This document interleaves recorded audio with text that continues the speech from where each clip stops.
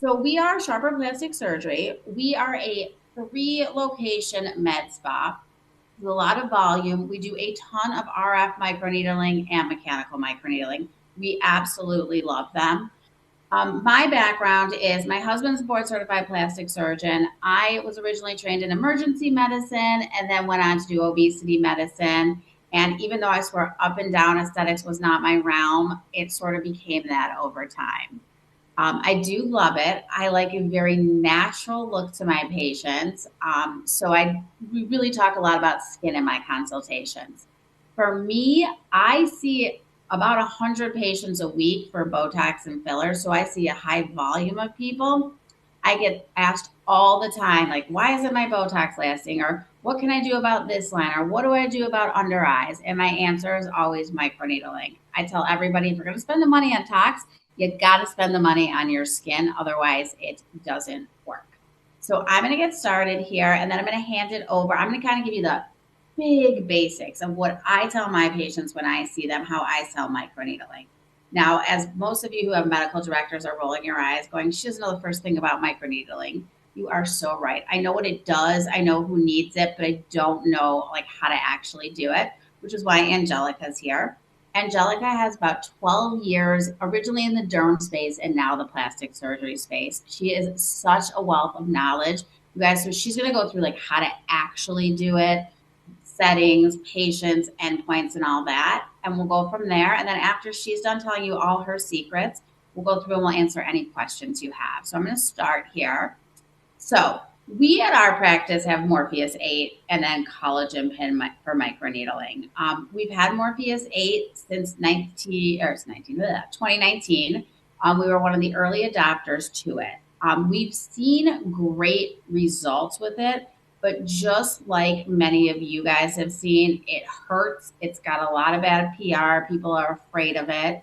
I can't tell you how many times I've had someone say it'll be a cold day in hell before I do that again, just because of pain. So I do think it's great. We do a lot of it. I think it's a very different patient than who we're using for mechanical microneedling.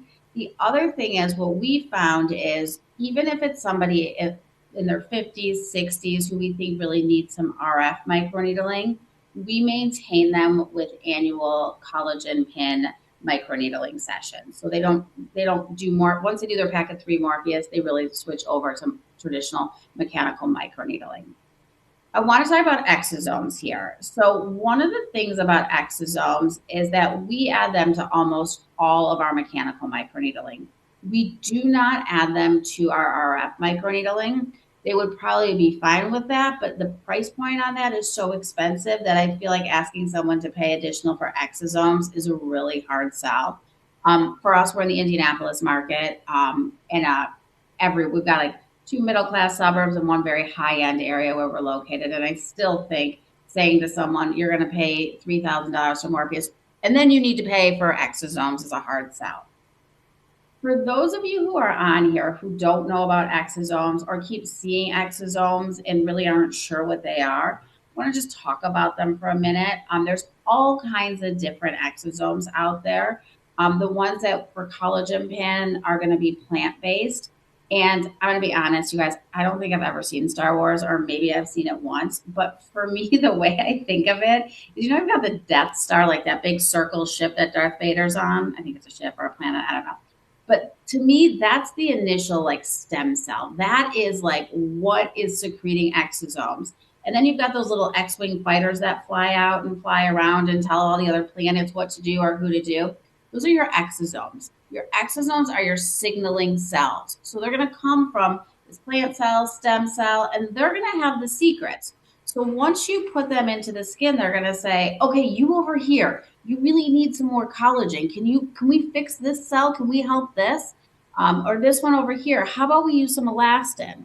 So that's kind of how I see exosomes. So exosomes, depending on which one you're using and what's in them, because there's a couple different varieties of them, they're going to help with healing. They'll make the process quicker, but they're also going to help with the overall results. So I'm a firm believer in exosomes. I will tell you that we don't do mechanical microneedling without adding exosomes, just because I think a lot of you are in business and want, and I'm here to tell you all my secrets.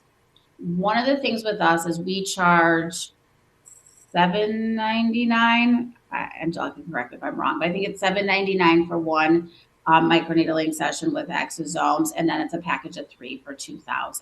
So price point wise, we're charging our 3 pack of collagen pin microneedling with exosomes is $2,000. Morpheus 8 for the face is $3,000. In our practice, people really don't balk at the price. It's not a big issue for us. And I will tell you that our initial location is in Avon, Indiana, which is a very middle class, working class town. The average home price is probably about 350,000, if even that. So this is a lot of money for everybody, but we feel so strongly in it that we really don't get pushback on that. So let's talk about Collagen Pen. And I know, thank you for having us and hosting us because they're hosting this webinar. But we honestly love the device. We bought it a long time ago. 7 years ago, we started with our first one. And the reason we specifically chose this was the depth and the amount of needles. So I know that there's different companies that have, microneedling devices, but this one was the workhorse we were looking for. This can go almost up to 3 millimeters, and it's got a lot more pins in it. You got to look, some of them only have 12, and this is just a great device. I will tell you, it is a workhorse. We do about 50 microneedlings a month, and like this thing holds up great. Like I've been really impressed with it. I also want to say something about the company, and I honestly, like so many of you, we work with a ton of amazing reps, a ton of amazing companies. But when you're dealing with a allergen, because for me, I do mostly injectables, like you go through a million layers of people and stuff. The Collagen Pin company has been so lovely to work with. They're like real people who get it. I don't know if they'd be considered a small business or I don't know that history, but I know like when you talk to them, you actually talk to them and they like care, which is so nice because when you buy a device, as so many of us know, what I'm dealing with my lasers right now, you don't always get the best support. And this company has been absolutely fabulous to work with. So just kind of a plug for them because we've been really impressed with them and I'm probably hard to please. Okay, so let's kind of talk about my thoughts on the aesthetic space, on microneedling in general, and some other stuff. So if you look at this slide, and I actually had ChatGPT make me this slide, I spend a lot of my day as an injector in the realms of Sculptra, hyperdilute radius, everybody wanting biostimulation. Like that's kind of where it is. And I think when you look at exosomes, even though we're not at the point where we can technically inject them, and when you look at growth factors and you look at peptides coming, everything is trying to get into this subdermal tissue. Like that's where your collagen and elastin live. That's where your fibroblasts live. So that's really the space that you want to make sure you're getting into. And that's why we really like, again, the collagen pin because it goes a little bit deeper. So we're able really to get below those dermal layers. And that's going to be important kind of based on what we're doing. The other thing is with RF microneedling, because of the RF energy, you're going to be able to go and target greater depths with that to some extent. And that's where you see the problem with RF microneedling. When people say that they have hollowing out, they lost the fat in their face, it's because it's able to really hit and kill some of that subdermal fat, which microneedling cannot do. Now, I'm totally biased, but I think that, RF microneedling in the right hands, you're not going to get fat loss. And Angelika is going to kind of go over with you like how you know where to target what and how you have to change things. I think for me as an outsider, looking at estheticians, looking at microneedling, the trainings I've had, it's confusing. Like you got to know your anatomy and you got to know when you're going to change your settings and your doses. I look at the face sheets that our estheticians write their settings on and I'm like, geez, they change things 10 different times in different locations. So it's definitely important that when you're going with one of these devices, you realize it's not a standard thing. It's not the person sitting at their house doing it who God only knows what they're doing to their dermis. But so it's really important. So I find that this picture is really helpful to me and that the overall idea of hitting this subdermal space is really the future. We know right now it's what we're teaching, but it's also where all your future treatments are going to go. Okay, so patient selection, and the top patient here is somebody we did microneedling with exosomes on. The bottom patient is our Morpheus patient. And They're excuse different. me, Dr. Harper, I don't think that they can see, the viewers can see the bottom patient because my window is in the way. Can you at all see if you can move my face out of the way? Uh, It's this little zoom. yeah, it's you guys. He's aging me here. Like I'm so technically not advanced, but yeah, I can. Yeah, see if you can just exit it. I wonder if it'll or allow you to move it. There we There go. we go. Perfect. Oh yeah, now we don't have Thank to you. see So you. sorry. Oh my god! But you were like my pepping. You were like, okay, she's not doing that. Okay, so two very different patients. So for me, and I will tell you myself, I'm 50. So like when I say 50 older, sometimes I like choke on things because I'm like, I can't be that old. But I think it depends on the patient. So any patient of yours that's like good about getting stuff done, has been taking care of their skins, been wearing sunscreen, using retinols, microneedling with exosomes is what I would recommend to them. And that's our top patient. Our bottom patient is a little bit more of what my Avon population is versus my Fishers and Indianapolis population. Someone who walks into my office for the first time at 60 has never done anything and really wants me to see what I can do. Those are the patients that we use RF microneedling on versus traditional microneedling. So patient selection is a little bit of it. I also think just experience wise, like if you've, you know, the bottom patient, and I've known her for years now because we did this treatment about 3 years ago. Um, she really wanted all in. She wanted Morpheus. I think some patients, it's a hard sell because they don't want the pain, the downtime, and the price. Where microneedling is an easy sell, and I know they're going to see results in a week, so it makes it very nice for me. It's because they're going to be happy. In fact, oh, we'll get to my slide. Never mind. Okay, let's go to. Ooh, I don't know if I can go to the next slide now. What is it? Okay, so treatment plan. So for us, we almost always initiate with a three treatment plan. So we do three treatments, 4 weeks apart. We do this for both RF microneedling and mechanical microneedling. I really think when you look at the data, you really want to do more than one treatment because it compounds it. And with us on our microneedling side, it's really not a bad experience. So it's not hard to convince people to do three. And sometimes I even back off and I'm like, well, you can do one and you can try it. And then when they're done with the treatment, they go up to the front desk and they're like, yeah, give me the package. And then we do say an annual maintenance is kind of where what we recommend doing. And again, I put that in everyone's maintenance plans. For us, we have a lot of monthly members. We've got, 500 monthly members. So it's a facial membership for our monthly members, but they can upgrade their service and put the money they have for their facial towards their microneedling. So I think everybody does it at least once a year as part of their maintenance plan. I think it's really important when you're selling anything or talking to any aesthetic patient, you're giving them a long term plan, what the expectation is. You definitely want to make sure with microneedling, the results are amazing, but it's not a one and done. Your, body's gonna you're gonna continue to age. Gravity always wins. So you're gonna have to do some sort of maintenance. Can you still see this? Yes, but now we're at Okay. that point where we wouldn't be able to hear it. Can you hear this? Right. No, we can't hear it. We would have to Okay, so turn I'm that. just gonna talk because it's messing things up. So this is my microneedling journey here. So as you can see, it's super comfortable. I mean, I turned a little bit red. This is the mask that we use after we talk about it. And sorry, I'm gonna let this keep running. You can't see, but you can kind of see.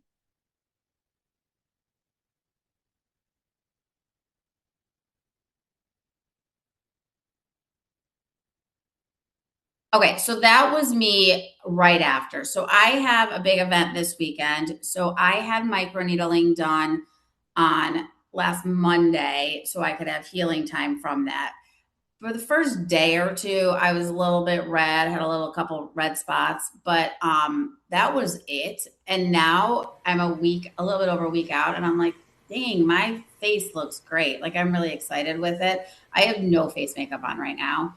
So you can kind of get an idea of how things go. So that's kind of my part of it. I'm going to let Angelika kind of take over here, and she will go through the rest of her slides. Angelika, I'm going to stop sharing my screen so you can share yours.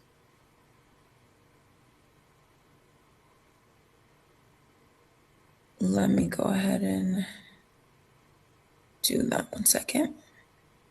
And I'll mute myself so you guys don't have to listen to me.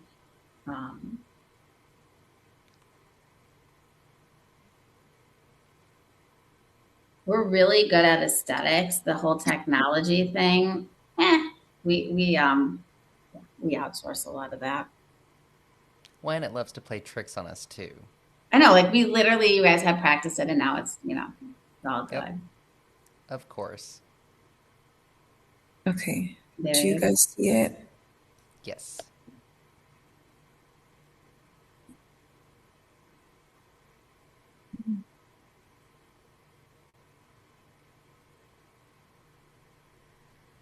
Okay. All right. So, guys, sorry, I'm just gonna. Yeah.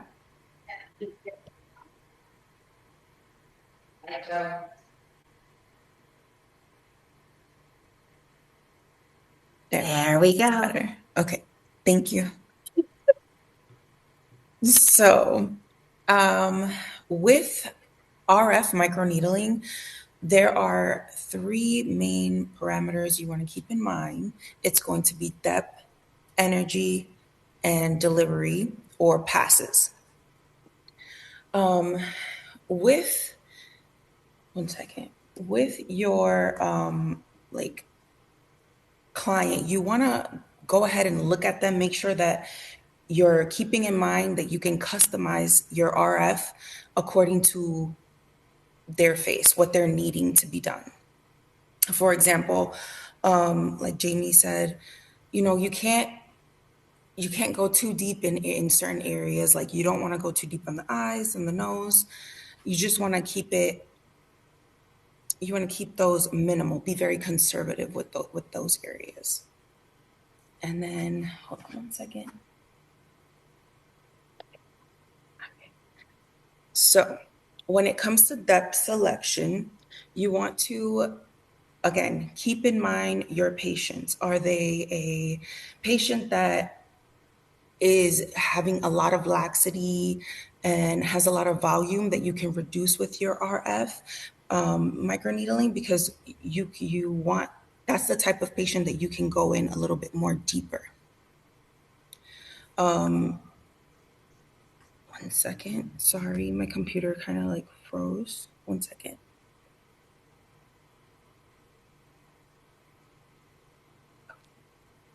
Again, playing tricks on us, right? Yeah, sorry. Okay. So in this, you can see in the picture here, this picture helps me out a lot because it can, you can see the dermis, the epidermis, and the adipose. So when you're picking depth selection, let's say you have a patient that is thin skin, you want to make sure you're not going too aggressive at first.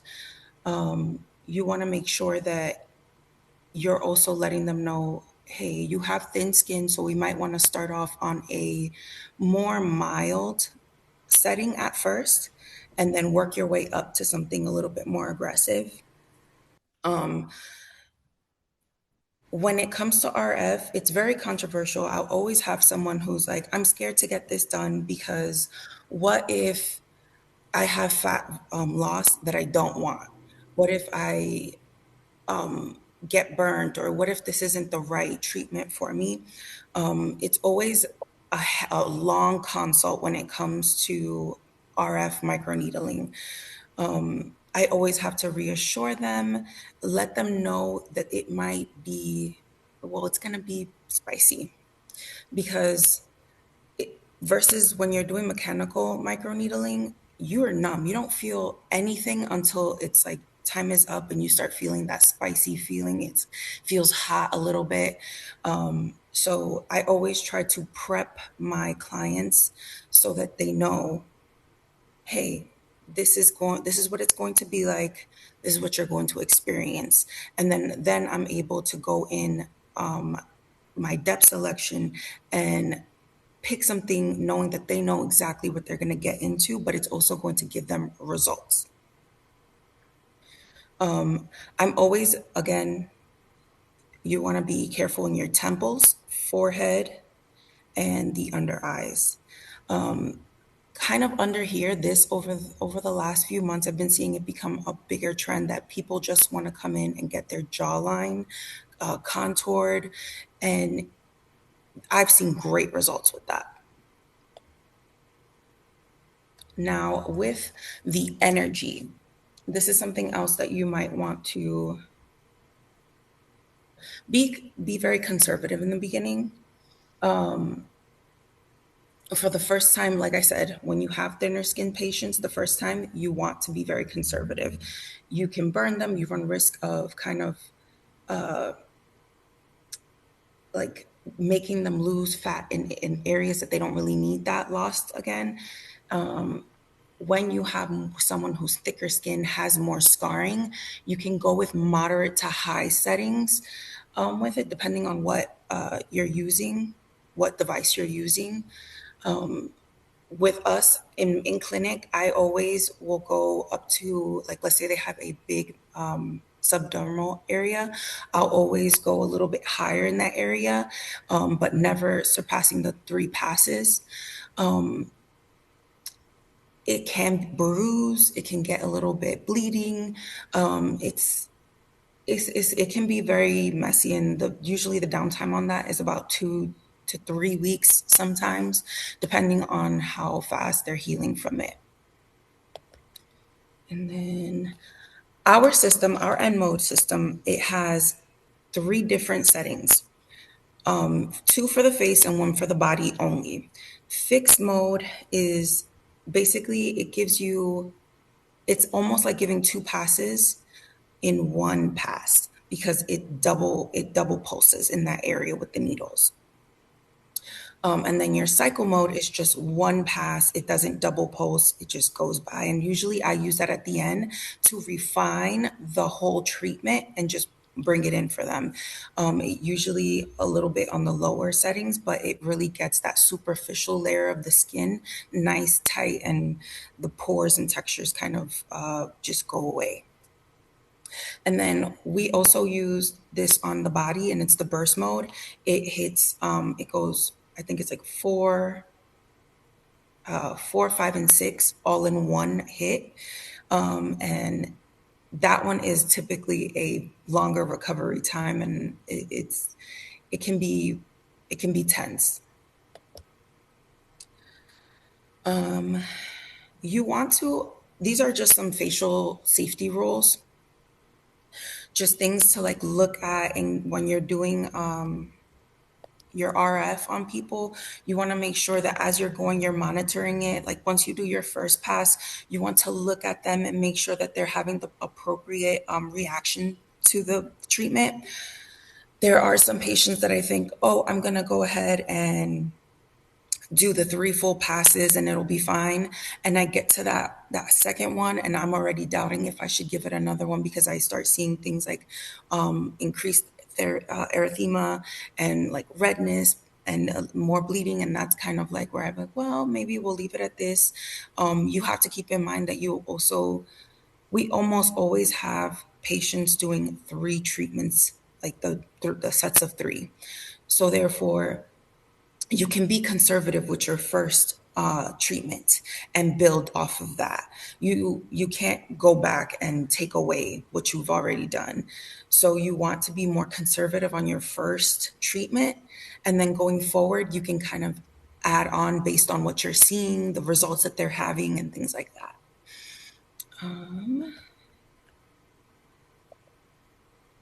And then we're going to move on to our main star, which is the collagen pen. Before I move forward, are there any questions or anything like that? There's Angelica, can you just talk about like some hyperpigmentation risks Oh with yes. with So sometimes on your like darker Fitzpatrick's, or even sometimes just people who have melasma in general, you want to be extremely careful with them because you run the risk. It's a heat treatment, so you run the risk of having them hyperpigmentate because you've done too much. That's another reason why you want to really assess them, ask them questions about how they heal when they have, like, if they get injury, how do you heal? Do you know if you hyperpigmentate?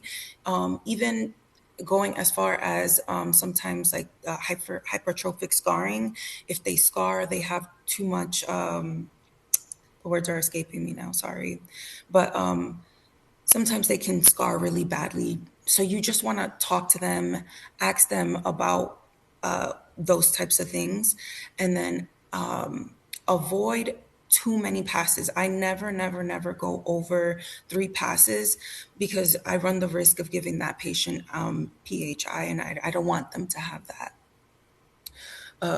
And so that's kind of how I go with that. I also will recommend sometimes like them using a brightening cream throughout the process to kind of help prevent that from happening. Anything else? Any other questions? None Okay. that has been submitted yet to our Q&A, but we'll also leave some space at the end for that as well. Okay, perfect. So now when it comes to microneedling, I've worked with a few different microneedling pens throughout my time as an esthetician. I'm just gonna go ahead and say it. Skin Pen has been one of my favorites. First, it's wireless and it has like so much power. It's great on its own, and when you add in exosomes, A plus plus. It's just yes, do it, go for it. It's very. I find it very easy to just. about the collagen pin? What was Right. that? Are you speaking about the collagen pin? Yeah. Okay, I just want to clarify that. Yeah. No I worries. The collagen pen. Yeah. Um, I find it very easy to just get done in my microneedling sessions with people. They absolutely love it. They have no complaints, and they're always very comfortable. So with microneedling, it's the difference between microneedling and RF is basically that heat. There's no heat in microneedling, but you can still get great results with your microneedling sessions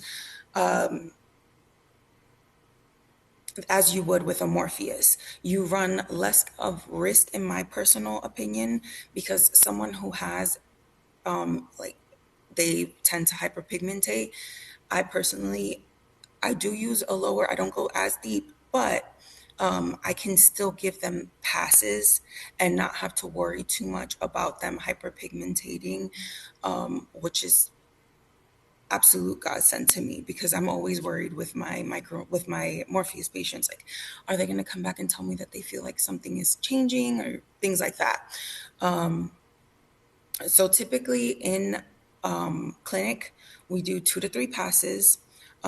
We always do zero point 0.5 on the forehead, eyes, and nose, and then the rest of it, depending on what's going on, what the target, the goal of this session is, that will tell me if I go 2.5 or if I leave it at 1.5, things like that.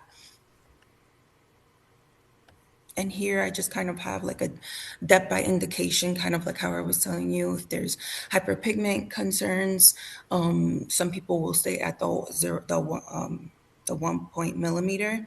If it's just fine lines and wrinkles, we'll do the 1.0 through 1.5 millimeters.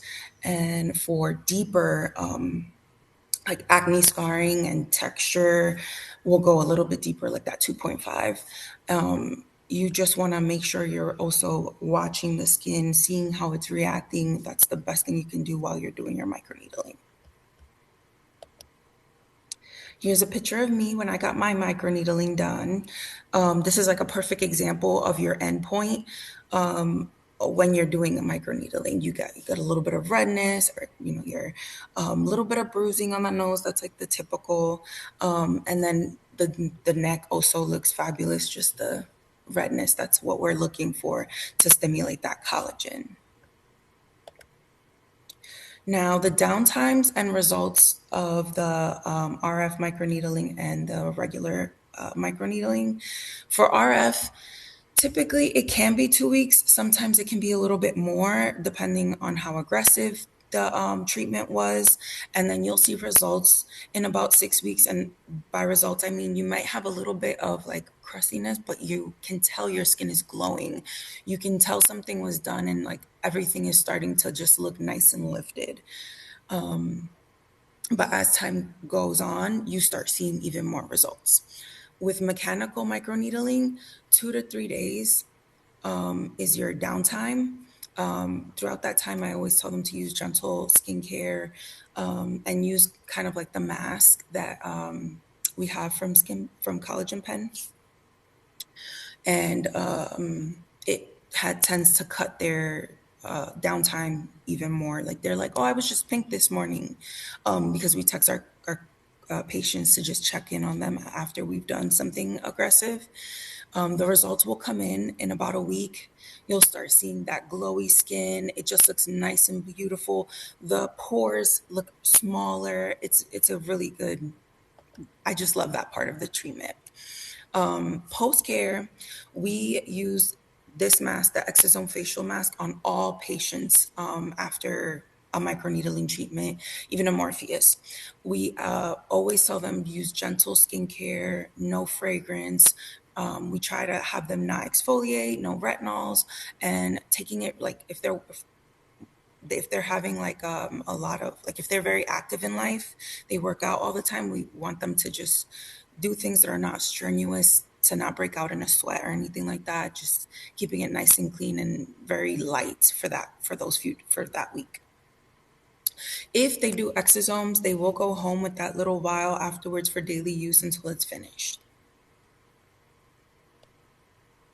And then these are our before and afters. This patient had microneedling with exosomes, and you can see the difference.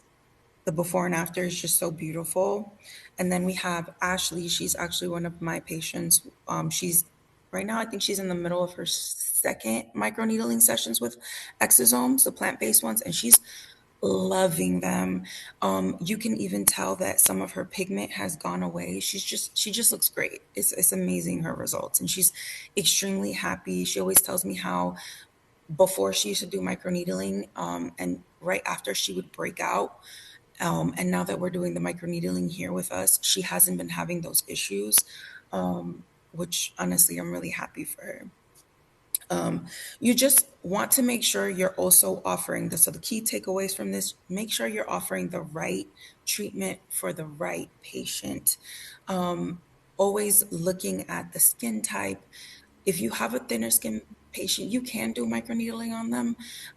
You can do Morpheus on them, but you have to remember settings is what's going to help make them the execution of the whole treatment the best. That's what's going to give them their best outcome, their best results.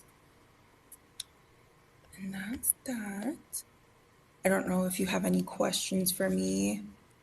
Perfect. So we will go ahead and open up to our Q&A. So there has been quite a few already submitted. And if you wanted to, take down your screen, that way we'll just be back on us. Yep.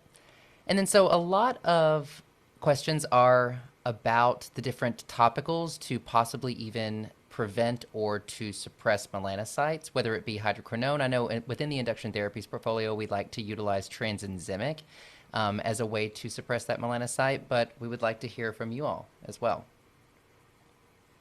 I'll let Angelika answer that. Okay. So one of my favorites is the product from Zeo. Is called Bright Alive. That is my go-to. We do have like hydroquinones and things like that, but I will always start them on a Bright Alive first to see where that gets them throughout the treatment, as well as not as aggressive. And then once we're done with our first 3 sessions, if I feel like they need a little bit extra, I will offer that hydroquinone. Oh, and so now what is the active in Bright Alive? Is it HQ? No, they have like Got it. it's like vitamin C, Perfect. transemic acid. That's Oh, one of them beautiful. as well, and they have more plant-based. I can't remember off the top of my head, but they have more Got it. plant-based ingredients. It's not a hydroquinone in that one. Perfect. I love anything that's going to have TXA in it. So, transexamic acid, for those of you that don't know, the mechanism of action is it prevents platelets from clumping in capillaries. So, I come from the world of ER. We use it in our mass transfusion protocols. So, anybody that you have that has a redness component to them, anybody that has rosacea, TXA is an amazing product for them. Yes, and for those who are searching for an induction therapies formulation with it, it is our advanced AX5. And so the next questions really center around a lot of the exosomes. So are we using them, especially as with mechanicals, we do use an environment to glide those needles across the skin, whereas with RF, are we applying them directly after? Are we using them as an environment to glide? And I'll let you take that away. You guys have FAS as your we always call it, is it called pronounced fat, the Well, it's PHA? called phase. Yeah, pure We always hyaluronic pronounce acid it and wrong. zinc. I Yeah, feel like everyone does. I feel like your reps are always like, so Hmm. we love that as a gliding agent. We use that a lot. Our exosomes, so we don't use the exosomes with RF microneedling just because, first of all, whether it's FDA approved or not to inject exosomes, I'll leave that to everyone's own interpretation. I will tell you if you can't use anything like that with ARF because the heat's just going to kill anything. So if you're going to use exosomes with RF, you can put them on after to help with healing. I think with exosomes, if you're going to microneedle them in, microchannel them, or just put them on top, that's up to you. But we've had just a tremendous success with them in brightening the skin, in helping healing. I will say one of the things about Sharper that I actually didn't know because I thought that it was just a thing is that we do use the masks post treatment. We like the induction therapy ones; they're great. We go through quite a lot of them. From what I've heard from some of my SDs, for some places it's an add-on. I think it's really a must-have because it decreases the spiciness after. We use a 23% lidocaine solution, so we use 23% lidocaine tetracaine. So you really cannot feel microneedling. Like if it doesn't hurt, it's comfortable, it's not a big deal, it's not painful, but it does get a little bit spicy, like Angelika was saying at the end. So that mask, I think, is key to making sure you're using a product like that after it. So when the patient leaves, they're not as red, it's not as spicy, they're feeling good, and they're ready to do their next one. Beautiful. And Angelica, you might be able to answer this next question. So this participant is asking about facials before microneedling, and I know that we likely wouldn't want to do dermaplaning or anything like that, or to Mm-mm. over manipulate the skin, and we just kind of want a fresh kind of start. Yeah. Yeah. So, in terms of facials, sometimes we'll like maybe a week or two before if they're really wanting to get in a facial beforehand. But typically, we just do a double cleanse, and then we just put the numbing on, take before and after pictures, and all that type of jazz, and then just begin our microneedling after they're numb. Right. Absolutely. That's what I would always think too. We don't want to over Hmm. manipulate or cause too much Hmm. into the tissue. And so the next question is how to get the 23% lidocaine numbing. And I believe that's a compounded pharmacy version, yes? Yeah. Yeah. So I will tell you that we use a compounding pharmacy for it. There's various companies that make it. The problem with 23% lidocaine solution is it is powerful. It works fabulous. You just need a preparation that's really gonna, you need to use somebody who makes it all the time because we've tried to have it compounded locally. And I don't know if it's something about like the carrier that it's in, it just did not work. So you want to go with one of the bigger companies that has that specifically that you just order from them. Right. Absolutely. Especially with the mechanical microneedling, I know it really, with the collagen pin, it really helps to make that treatment very tolerable. If you're trying to use one of those BLT mixtures with a higher benzocaine and lesser tetracaine or lesser lidocaine, which is really where you're getting your numbing, if it's around like a 10%, it's just going to feel like the patient's going to feel like a cat is scratching the surface of their skin still with those lower percentages of lidocaine. And now this next question, it involves about injecting exosomes. And it says, do you recommend using ultrasonic devices to inject exosomes after microneedling? So, the problem is that the real answer is no, because it's not FDA approved. It's not going to be covered under your insurance policies. I think that there's a lot of future there. I think that's where you're going. I think the reason that we're using exosomes specifically after microneedling is technically those channels, they're open after. So even if you were to put them on and just massage them in, you will get some that can go down to those lower subdermal layers and get in there. I would love to see it FDA approved for microneedling in, injecting in, but the FDA is just not there yet. Right.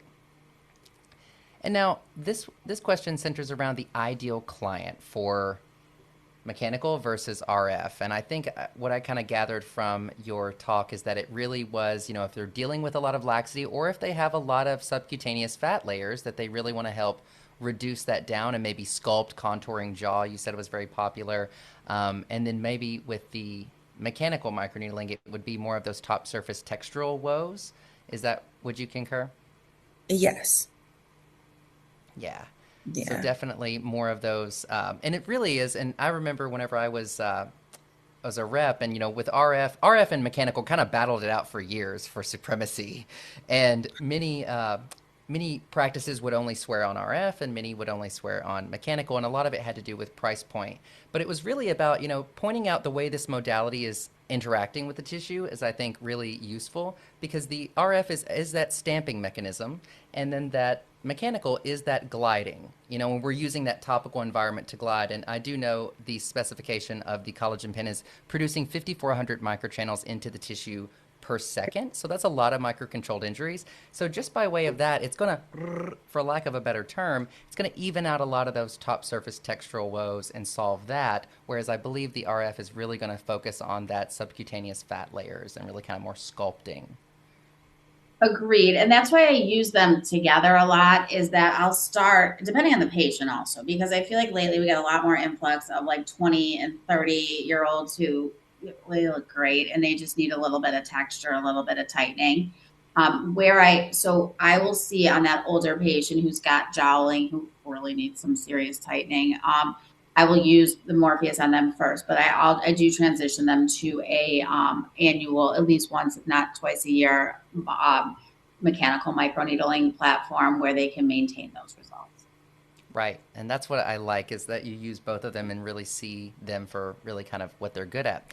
And so this next question, they have asked about incorporating this tranexamic acid with the protocol, whether you're doing it prior or starting it, or how soon can you start it after. And before I kind of turn it over to you for the Bridalize, I know the Advanced AX5, this is one that is great at prepping the skin for microneedling, especially if they have a lot of blemish prone skin. I know that my own personal before and after certainly utilized this to prep my skin, but also too, this only has 8 ingredients, 6 of them are the actives. This is suitable to being applied, as even coined as a post-correction topical that could even be applied as soon as directly after the needles coming off the skin. So, and then with Bridalize, when is the soonest they could start that back post microneedling, post RF and mechanical?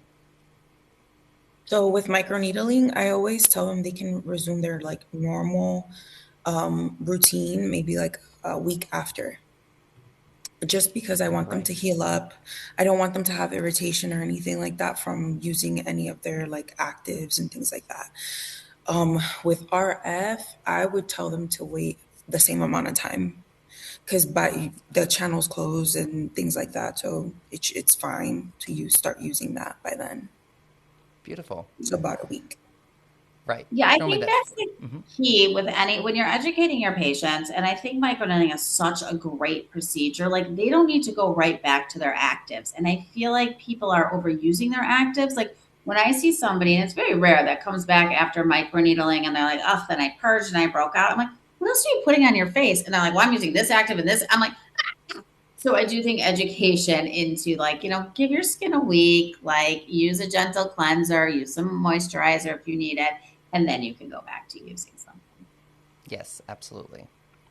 All right, and this next question is really kind of focused on the pricing of the collagen pen. So we've kind of ran through a lot of our clinical questions, and it really is just centered around the collagen pen. So I'm just going to share my screen, and we're going to go over today's webinar offer.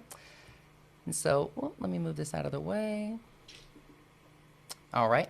And so normally the price of the collagen pen is $49.95, and now for this webinar offer, they are offering it at $39.95, so it's $1,000 off, and they're giving you a bunch of extra goodies of when it comes to the exosomes that we've discussed tonight, including the exosome facial mask that Angelika used in her slide. Now the packaging has switched around a little bit. It's now underneath the True Exosome logo, but fantastic. Just to give you a little of context, normally just 8 of the PX7s, not even the 12 they're offering with this, is nearly $1,000 itself. So fantastic.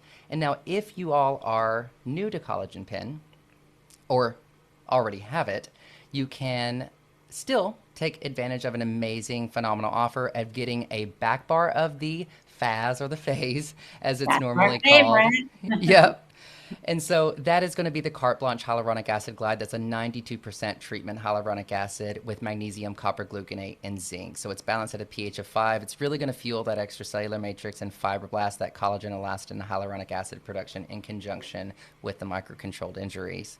And so then it also has the PX7. These are going to be our copper tripeptides and exosomes, plant-derived exosomes. And then we have the True Exosome Facial Mask as well, 12 of those, 12 of the PX7s, which is really going to push your treatments to the next level if you want to reduce downtime, which is really what's going to be the hot buzzword with that, but also to maintain the skin's integrity from the first day to the last day of post-care, which is really going to produce less visible signs of treatment. And also it's going to take the intensity of that shedding and cell turnover down a bit to where they're able to walk around and be normal without worry of presenting like they've had a lot done. So now this will be coming to your all's email, so do be expecting that following this. So again, if you are new to Collagen Pen, they do offer a full kit that normally just comes with the 12 needles, but this time it's going to come with the masks and the PX7 exosomes. And then the one, if you're already experienced with Collagen Pen, this is amazing to help bring these into your practice. At just $1,000 investment, you're getting so much for not a lot. So that's amazing.